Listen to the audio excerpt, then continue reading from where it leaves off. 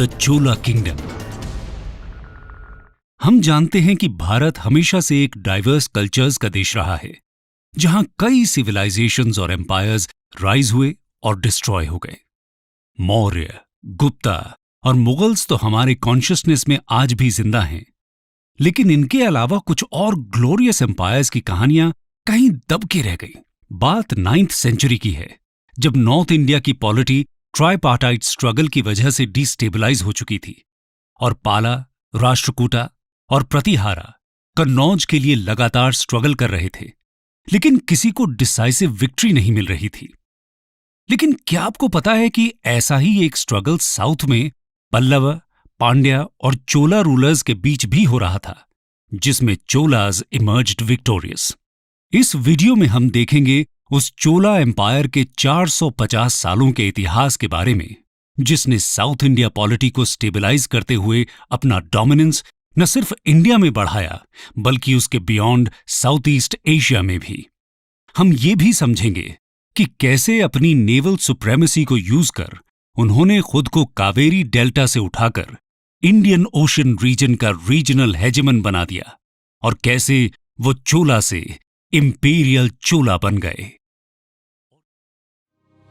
Origin.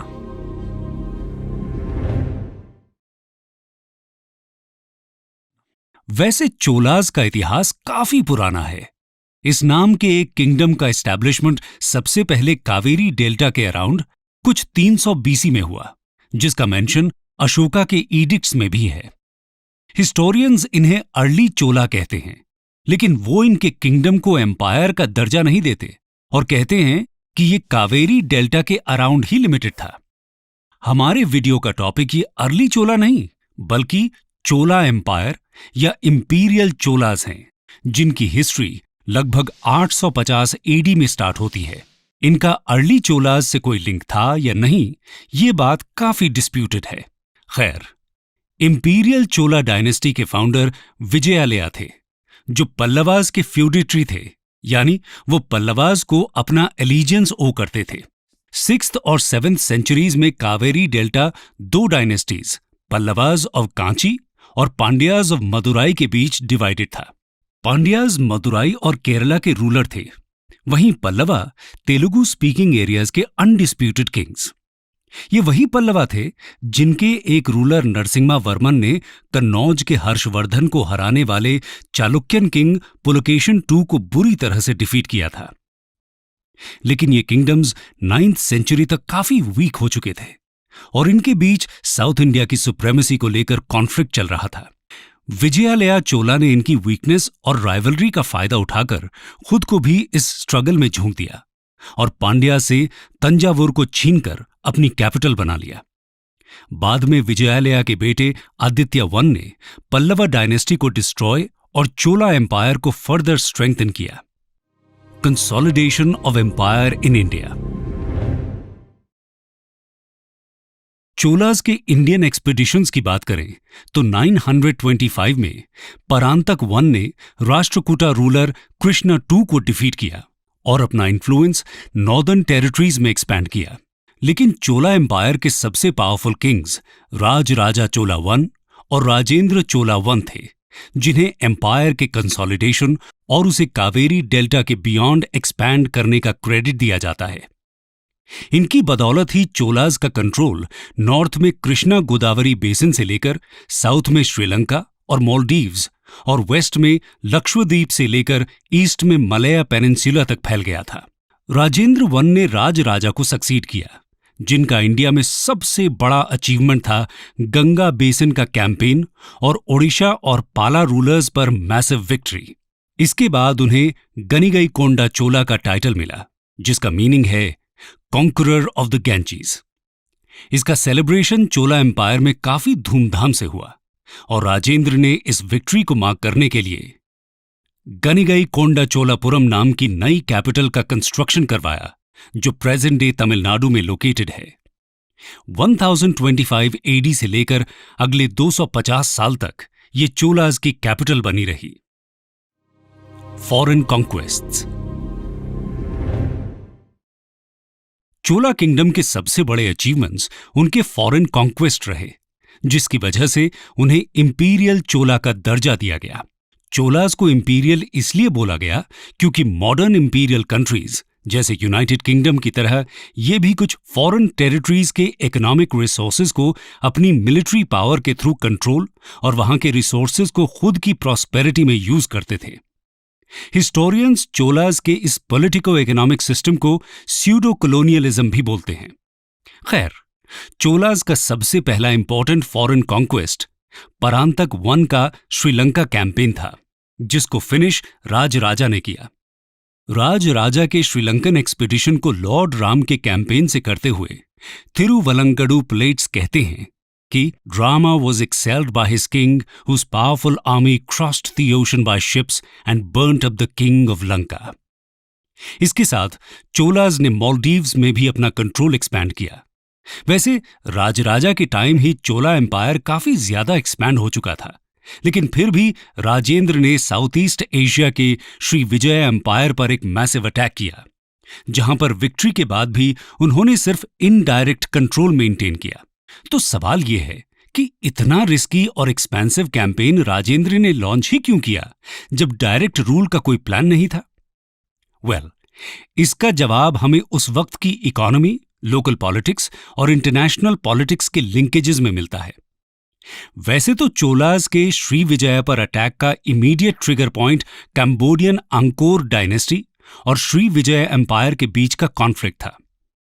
Angkor Cholas के alloy थे और जब अंकोर और श्री विजय के बीच वॉर हुआ तो राजेंद्र ने भी अंकोर के सपोर्ट में श्री विजय पर अटैक कर दिया। लेकिन यह फिर भी इतने बड़े कैंपेन को जस्टिफाई नहीं करता। दूसरी थियोरी के हिसाब से इसका कॉज तमिल गिल्ड्स और मैरीटाइम सिल्क रूट का पॉलिटिक्स था। मैरीटाइम सिल्क रूट से अब्बासिद कैलिफेट और चाइना के टांग डायनेस्टी के बीच हो रहे प्रॉस्पेरस ट्रेड में साउथ इंडियन पोर्ट्स और मलया पोर्ट्स का काफी इंपॉर्टेंट रोल था, जो शिप्स के लिए ट्रांजिशन पॉइंट्स थे और जहां वो रीफ्यूलिंग के लिए रुकते थे। इस ट्रेड का मोनोपोली तमिल गिल्ड्स के पास था, जिनका कंट्रोल मलयन पोर्ट्स में भी था। लेकिन इस दौर में शिप बिल्डिंग टेक्निक्स काफी इंप्रूव हुए और अब शिप्स लॉन्ग डिस्टेंस ट्रैवल कर सकते थे, जिसकी वजह से दो ट्रांजिशन पॉइंट्स फ्यूटाइल हो गए और मोस्ट शिप्स केवल मलया पोर्ट्स में रुकने लगी। इसकी वजह से इंडियन तमिल गिल्ड्स को काफी नुकसान हुआ। बाद में श्री विजय एम्पायर ने मलया बेस्ड तमिल गिल्ड्स के साथ भी डिस्क्रिमिनेशन चालू कर दिया और गिल्ड्स की कंडीशन और ज्यादा खराब होने लगी। कहते हैं कि इन गिल्ड्स की लॉबिंग पावर की वजह से ही शायद राजेंद्र ने श्री विजय पर अटैक किया। राजेंद्र को यह भी डर था कि कहीं ये गिल्ड्स एनिमी किंगडम्स को सपोर्ट न करने लगे। रीजन कुछ भी हो, पर एक बात फैक्ट है कि राजेंद्र ने अपनी अनमैच्ड नेवल सुप्रेमेसी की वजह से साउथ ईस्ट एशिया में बड़ी जीत हासिल की। राजेंद्र की नेवी इतनी स्ट्रांग थी कि उसकी लेगेसी को कमेमोरेट करने के लिए 1972 में एक नेवल ट्रेनिंग एकेडमी का नाम टीएस राजेंद्र रखा गया। खैर, इस एक्सपीडिशन के बाद साउथ ईस्ट एशिया से श्री विजय एम्पायर खत्म हो गया और वहां छोटे छोटे किंगडम्स इमर्ज हुए, जिन्होंने चोलास की सुजरेनिटी और उनके मिलिट्री बेसिस को अपने किंगडम्स में एक्सेप्ट किया। इसका फाइनल आउटकम यह हुआ कि अगले एक सेंचुरी तक साउथ ईस्ट एशिया में तमिल गिल्ड्स का डोमिनेंस बना रहा और मैरीटाइम सिल्क रूट पर चोलास की हेजेमनी भी। The civilisational golden age. Chola rule को सिविलाइजेशनल गोल्डन एज भी कहा जाता है क्योंकि इस दौर में मैसिव इंफ्रास्ट्रक्चर्स, टेम्पल्स और फाइन ब्रॉन्ज स्कल्पचर्स का ग्रोथ दिखता है।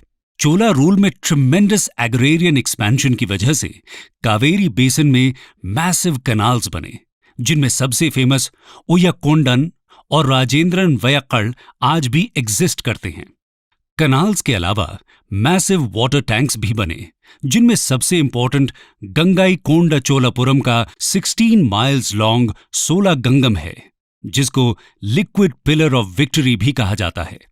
टेम्पल्स की बात करें तो राजराजा वन के पहले के किंग्स ने भी कई टेम्पल्स बनाए जो साइज में काफी छोटे थे, लेकिन चोलास के टेम्पल आर्किटेक्चर का ब्रिलियंस और मैसिवनेस राजराजा के रूल में ही बढ़ता है जो चोलास की प्रॉस्पेरिटी को सिंबलाइज करते हुए ओल्ड टेम्पल से लगभग 5 गुना ज्यादा बड़े हो गए।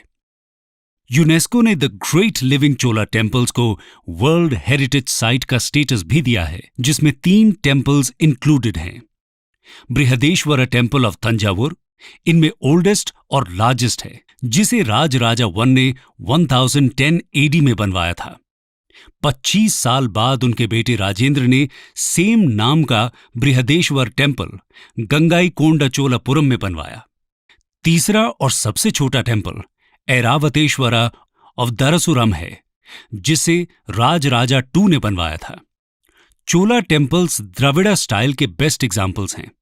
इनमें सबसे ब्रिलियंट स्ट्रक्चर और इंजीनियरिंग वंडर तंजावुर का बृहदेश्वरा टेम्पल है, जिसका ग्रेनाइट और बिना मोटार या सीमेंट का बना हुआ विमान 59 मीटर टॉल है और 1000 साल बाद आज भी एग्जिस्ट करता है।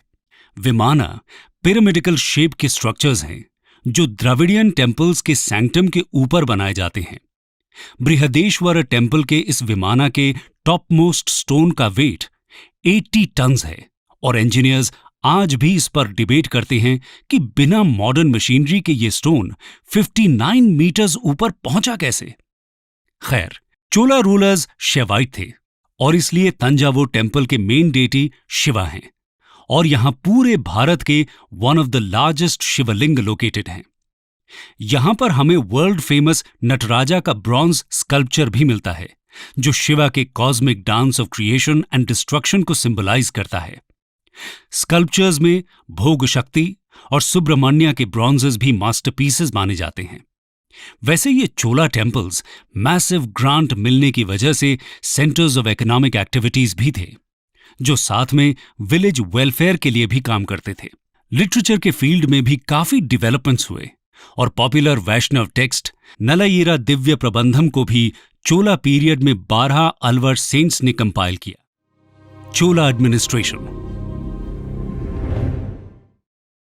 चोला एडमिनिस्ट्रेशन भी उनकी लेगेसी का सिंबल है। यहां हमें एक फुली डेवलप्ड सेक्रेटेरिएट की इंफॉर्मेशन भी मिलती है। ऐसा कहते हैं कि पाम लीव्स यूज करके चोलाज ने एक ब्रिलियंट रिकॉर्ड सिस्टम भी बनाया, जिसमें लैंड रिकॉर्ड से लेकर इंटेलिजेंस रिपोर्ट्स तक के रिकॉर्ड्स थे। इसके अलावा चोला एम्पायर 9 प्रोविंसेस में डिवाइडेड था, जिनको मंडलम कहते थे, और इनके गवर्नर्स स्टैंडिंग आर्मी भी मेंटेन करते थे। प्रोविंसेस को नाडु नाम के डिस्ट्रिक्ट्स में डिवाइड किया जाता था, जिन्हें ऑटोनोमस असेंबली नाट्टर गवर्न करती थी। वैसे तो चोला एडमिनिस्ट्रेशन लार्जली एक सेंट्रलाइज्ड पॉलिटिकल सिस्टम था, लेकिन उसमें पावरफुल और ऑटोनोमस लोकल एडमिनिस्ट्रेशन का एग्जिस्टेंस भारत के इतिहास में काफी अनोखा और यूनिक इनोवेशन था, जिसका क्रेडिट राजराजा 1 को दिया जाता है। यहां के विलेजेस को उर और सभा नाम की असेंबलीज गवर्न करती थी, जो ह्यूज ऑटोनॉमी एंजॉय करती थी। उर असेंबलीज के बारे में खास बात यह है कि वहां सभी कास्ट के लोग रहते थे, जबकि सभा असेंबलीज अग्रहारा विलेजेस को गवर्न करती थीं, जो चोला किंग्स द्वारा ब्राह्मण्स को ग्रांट किए गए थे।